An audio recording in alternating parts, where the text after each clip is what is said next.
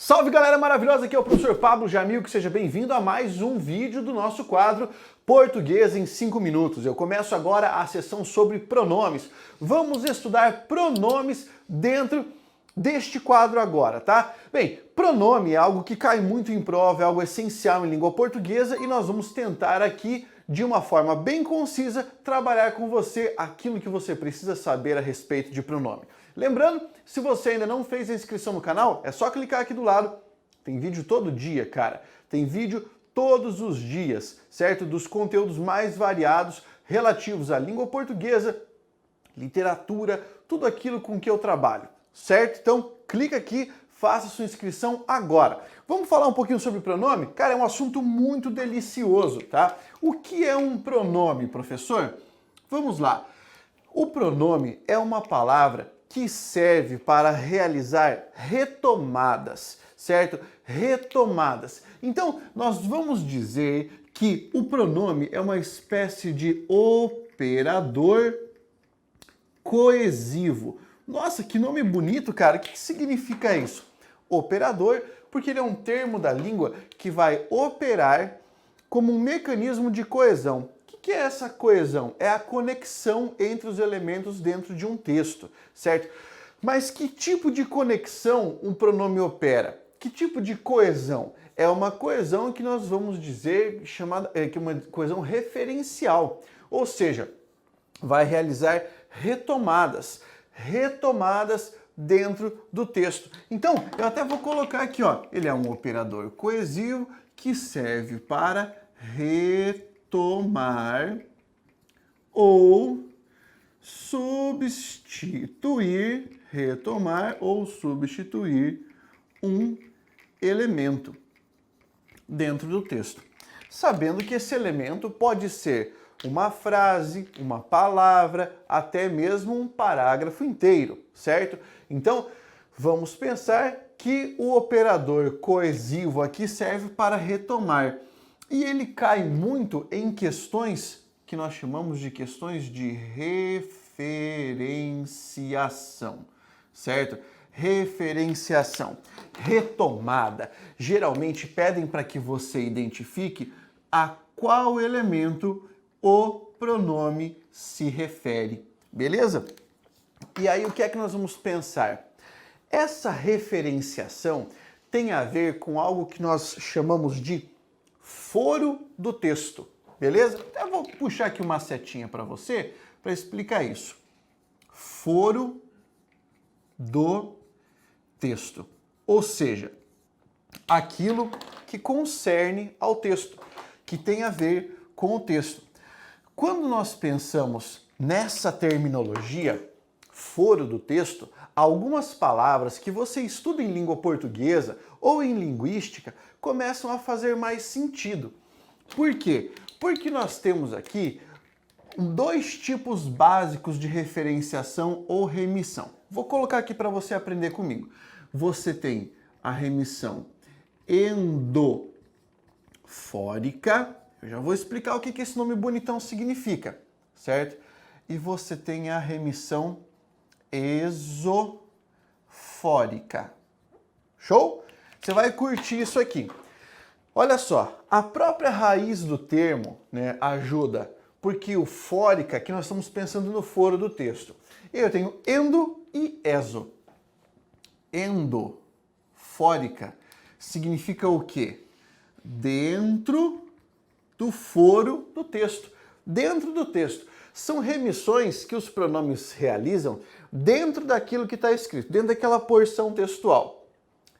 Remissão esofórica, você pensa que no exo, fora então, e significa o quê? Fora do foro do texto. Ou seja, o cidadão faz uma referência a algo que não está escrito dentro daquele texto, que depende de um conhecimento prévio, um conhecimento ativado que não está presente dentro daquele texto. Perfeito até aqui? Tá bom. Pablo, existe uma subclassificação aqui dentro? Sim. Eu não vou subdividir a relação esofórica, porque eu estou falando de conhecimentos fora do texto. Agora, a endofórica eu vou dividir. A referenciação endofórica pode ser feita basicamente de duas formas, tá? Pode ser a remissão catafórica, beleza? E você pode ter a remissão anafórica. Pablo, eu nunca ouvi falar disso na minha vida. Eu nunca estudei isso na minha vida. Está estudando agora. Vou explicar para você. Quando nós temos uma retomada ou uma referenciação catafórica, você vai pensar que é o seguinte: o pronome está apontando para o que vai ser dito, ou seja, ele está apontando para frente no texto. Você quer um exemplo legal? O problema é este, : o aluno não sabia a resposta. A palavra este é um pronome que apontou para frente. Ou seja, ele fez uma referenciação catafórica, apontou para frente. A referenciação anafórica, por outro lado, vai ser aquela que vai apontar para o que já foi dito, certo? Aponta para trás. Então, até vou colocar aqui, ó. Aponta para trás, para aquilo que já foi falado. Quer ver um exemplo? O aluno não sabia a resposta. Esse era o problema. Você percebeu? Aqui eu usei este para apontar para frente. Aqui eu usei esse para apontar para trás. Quando eu falo elemento anafórico, remissão anafórica, eu estou falando de um elemento que aponta para aquilo que já foi dito.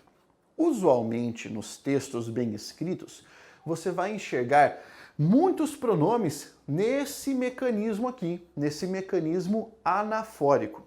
Essa nomenclatura não vai aparecer em todas as provas, não vai aparecer em todos os manuais. Porém, você precisa saber para ter a menor noção e talvez a mais simples noção de referenciação dentro dos pronomes.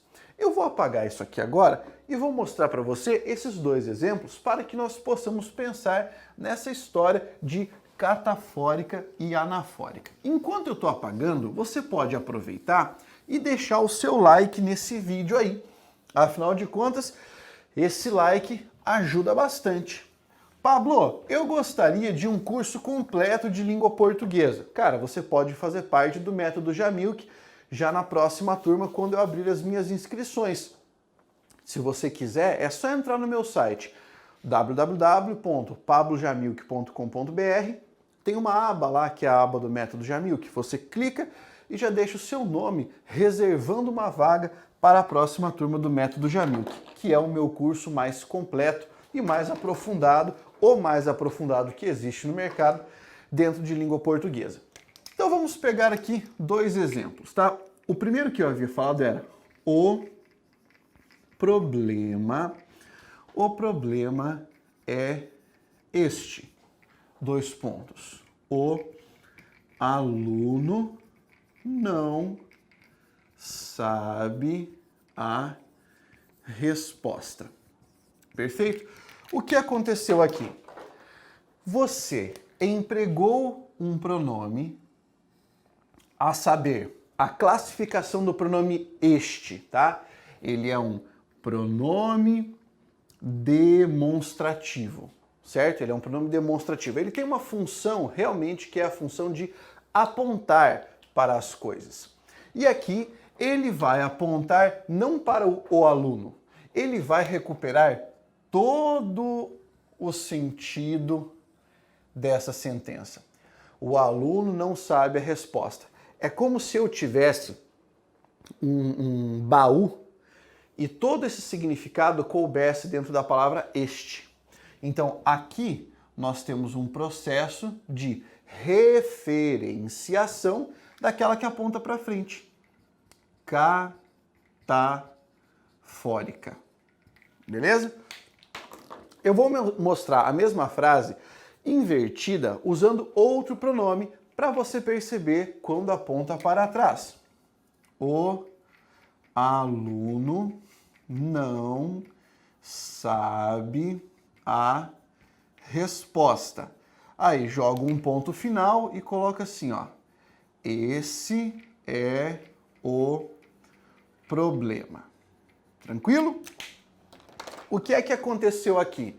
Aqui eu usei o pronome esse para retomar o conteúdo da sentença que foi colocada anteriormente. Então, o aluno não sabe a resposta, a frase toda foi retomada pelo pronome esse. Classificando o pronome esse, ele também é um pronome demonstrativo, certo? Lá na classificação dos pronomes. Que papel ele está desempenhando aqui? Ele está realizando uma retomada que nós vamos chamar de retomada anafórica. Beleza? Uma retomada anafórica. Isso significa ele está apontando para trás. Perfeito? Então agora que você já entendeu um pouquinho sobre referenciação, remissão catafórica, remissão anafórica, eu vou colocar para você aqui quais são as classificações dos pronomes para que você já saiba quais serão os assuntos dos próximos vídeos aqui da minha playlist Português em 5 minutos, tá? Vou colocar aqui para você então categorias, opa, deixa eu arrumar aqui, categorias, joga lá, ó, pronominais, tá bom? Categorias pronominais. Tipos de pronome, basicamente, que nós temos. Para evitar confusão, vamos devagar. Nós temos lá pronomes pessoais, beleza? Primeiro tipo de pronome que nós vamos estudar.